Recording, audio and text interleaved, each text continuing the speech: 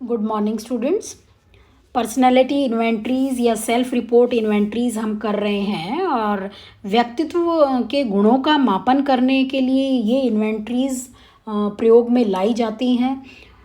हमने कुछ महत्वपूर्ण सूचियों में 3 सूचियां हमने पिछले वीडियो में की थी। थर्स्टन स्नायु विकृत सूची की थी, कैलिफोर्निया मनोवैज्ञानिक सूची को समझा था और MMPI मिनीसोटा मल्टीफेजिक पर्सनैलिटी इन्वेंट्री को हमने समझा था। तो अब जो हम लेंगे आज वो है 4th एडवर्ड्स पर्सनल प्रेफरेंस सूची। एडवर्ड की पर्सनल प्रेफरेंस शेड्यूल या सूची।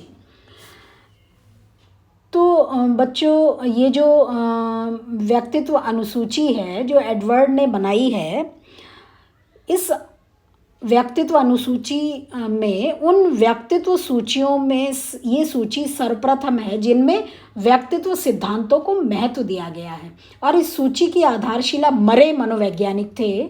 मरे का नाम बच्चों आपने सुना है, मोटिवेशन में भी सुना होगा। मरे का व्यक्तित्व सिद्धांत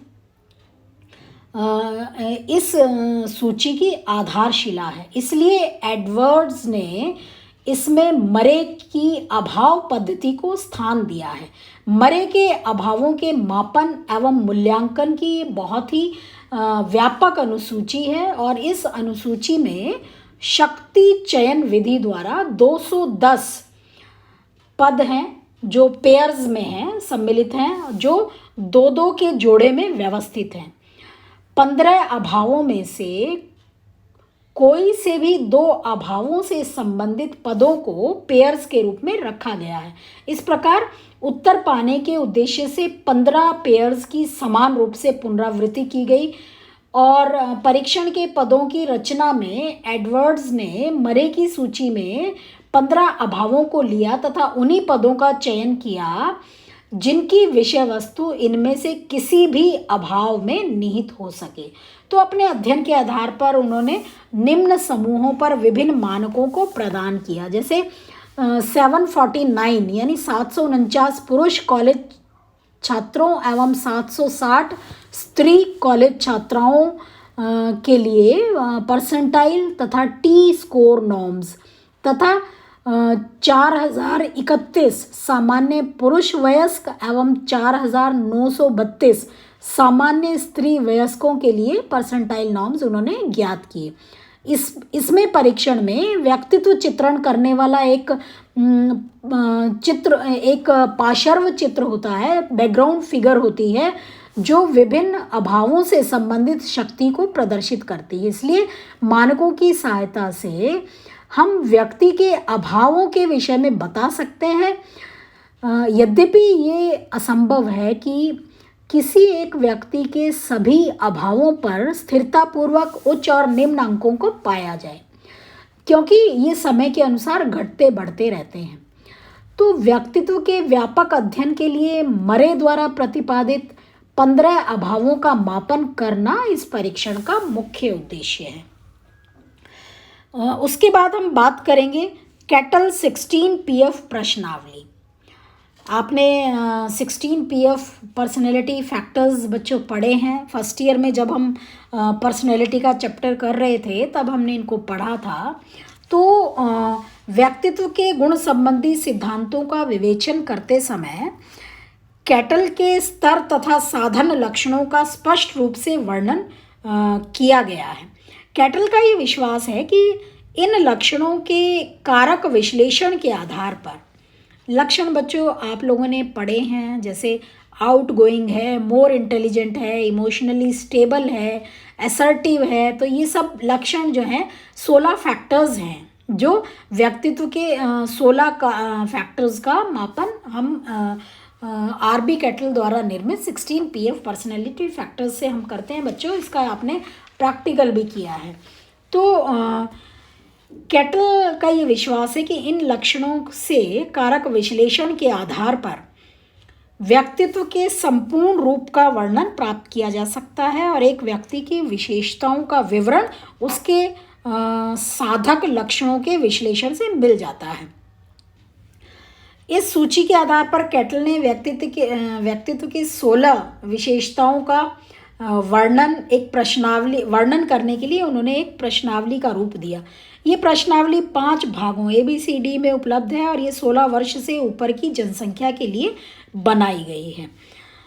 तो ये व्यक्तित्व की विशेषताओं के संबंध में इस प्रश्नावली को बहुत अधिक इफ़ेक्टिव बताया गया है। व्यक्तित्व के 16 कारकों का अध्ययन जो है इस प्रश्नावली के आधार पर किया जाता है और इसके जो प्रारूप हैं उनका फलांकन, उसकी स्कोरिंग की जो फलांकन कुंजी है उसके द्वारा किया जाता है और उसके द्वारा मूल प्राप्तांकों को स्टेन्स प्राप्तांकों में रूपांतरित, स्टेन मीन्स 9 में से व्यक्ति की क्या पोजीशन है, तो स्टेन प्राप्तांकों में रूपांतरित करके व्यक्तित्व के विभिन्न आयामों की मात्रात्मक व्याख्या की जाती है।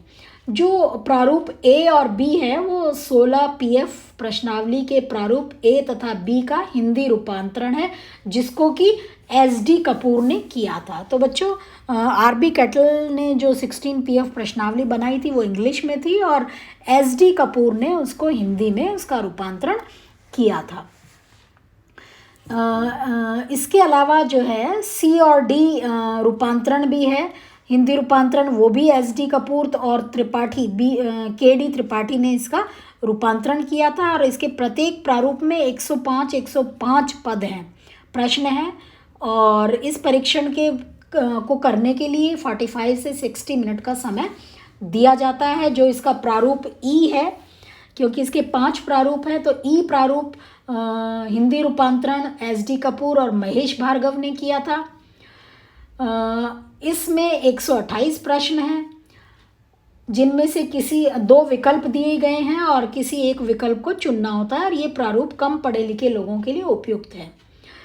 तो इस तरह से RB कैटल के 16 PF पर्सनैलिटी फैक्टर्स का हम जो है मापन करते हैं। बच्चों बुक में आपको ये डिटेल में मिल जाएगा।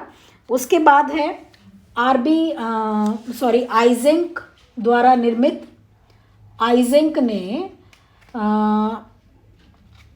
मड्सले व्यक्तित्व सूची, आइजेंक द्वारा निर्मित MPI जिसको हम कहते हैं मड्सले व्यक्तित्व सूची जो है वो भी पर्सनैलिटी इन्वेंट्री है और ये सूची व्यक्तित्व के 2 डायमेंशंस, न्यूरोटिसिज्म N जिसको हम बोलते हैं स्नायु दुर्बलता, जो कि आपने फर्स्ट पेपर में आप पढ़ रहे हो, सेकेंड ईयर में पढ़ा है आपने, और अंतर्मुखी बहिर्मुखी का मापन करती है। ये सामान्य और असामान्य दोनों प्रकार के व्यक्तियों के लिए उपयुक्त है। परीक्षण प्रशासन के लिए कोई निश्चित समय सीमा इसके लिए नहीं है, फिर भी इसका जो छोटा प्रारूप है उसको पूरा करने में 3 से 5 मिनट का समय लग जाता है, जो MPI जो आइजेंक ने बनाई है। 15 से लंबी जो इसका जो लंबा स्केल है उसको 15 से 20 मिनट का समय लगता है। जो छोटी मापनी है उसमें 12 प्रश्न है और जो लंबा स्केल है या परीक्षण है उसमें 48 पद हैं और उत्तर के लिए 3 विकल्प हैं, हाँ, पता नहीं या नहीं, क्वेश्चन मार्क। तो इसका आइजेंक ने मूल प्रारूप तैयार किया था। N आयाम पर न्यूरोटिसिज्म जो आयाम है, इसके 2 आयाम है, न्यूरोटिसिज्म यानी स्नायु दुर्बलता और अंतर्मुखी बहिर्मुखी N और E। तो जो N आयाम है उस पर अधिकतम अंक 48 हो सकते हैं 48 और E आयाम पर भी 48 हो सकते हैं। जो लघु प्रारूप है दोनों आयामों पर अधिकतम अंक 12-12 हैं। तो इस तरह से ये न्यूरोटिसिज्म और आपका अंतर्मुखी बहिर्मुखी यानी इंट्रोवर्जन एक्सट्रोवर्जन का मापन ये मापनी आइजेंक द्वारा निर्मित मड्सले व्यक्तित्व सूची जो है वो करती है। उसके बाद हम बात करेंगे RB कैटल हाई स्कूल व्यक्तित्व प्रश्नावली। RB कैटल ने हाई स्कूल के बच्चों के लिए प्रश्नावली बनाई थी HSPQ। बच्चों आप लोगों ने इसको किया हुआ है, फर्स्ट ईयर में आपने इसको किया होगा HSPQ। तो ये जो प्रश्नावली है ये हाई स्कूल स्तर पर अध्ययन करने वाले विद्यार्थियों के व्यक्तित्व को समझने के उद्देश्य से की गई है और इसके भी 3 रूप हैं, A, B तथा D। व्यक्तिगत और सामूहिक दोनों प्रकार से इसको हम कर सकते हैं, यानी एक बच्चे पर भी कर सकते हैं और सामूहिक रूप से भी इसको हम कर सकते हैं। इसके जो 3 प्रारूप है ABD, इसमें 142 प्रश्न है जिनका उत्तर हमें 3 विकल्पों में देना होता है। इसका भी स्कोरिंग की के द्वारा किया जाता है। ये 11 से 18 वर्ष के बच्चों के व्यक्तित्व के 14 आयामों का मापन करती है। तो वो 14 आयाम जो हैं वो बच्चों HSPQ का जो परफॉर्मा था उसमें हमें ध्यान होगा, उसमें हमने किया था। जैसे आउट गोइंग यानी रिजर्व और आउट गोइंग 2 आयाम हैं, न्यूरोटिसिज्म का और एक्सट्रोवर्जन का।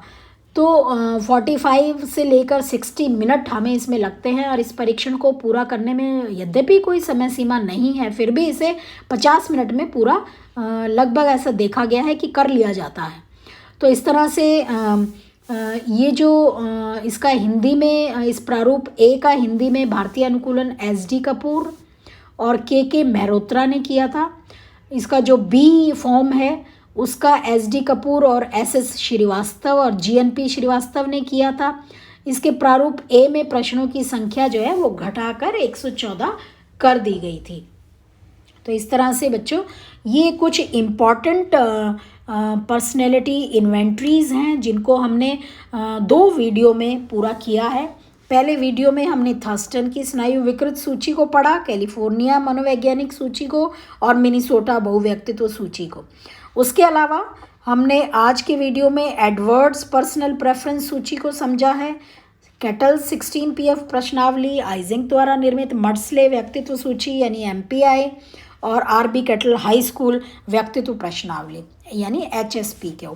तो बच्चे कुछ ये इम्पॉर्टेंट अनुसूचियां हैं। तो किसी तरह से भी आपको शॉर्ट क्वेश्चंस भी आएंगे, उनमें भी आपको इसको करना होगा। तो आप लोग इसको अच्छे से तैयार करें। आपने फर्स्ट ईयर में चैप्टर किया हुआ है। शॉर्ट आंसर्स में भी किसी तरह से भी कोई भी एक अनुसूची पूछ सकते हैं या शॉर्ट 20 शब्दों में लिखने के लिए कोई भी इनमें से एक ले सकते हैं। तो इसका जो PDF फॉर्म है वो मैं आपको व्हाट्सएप करूँगी। Thank you.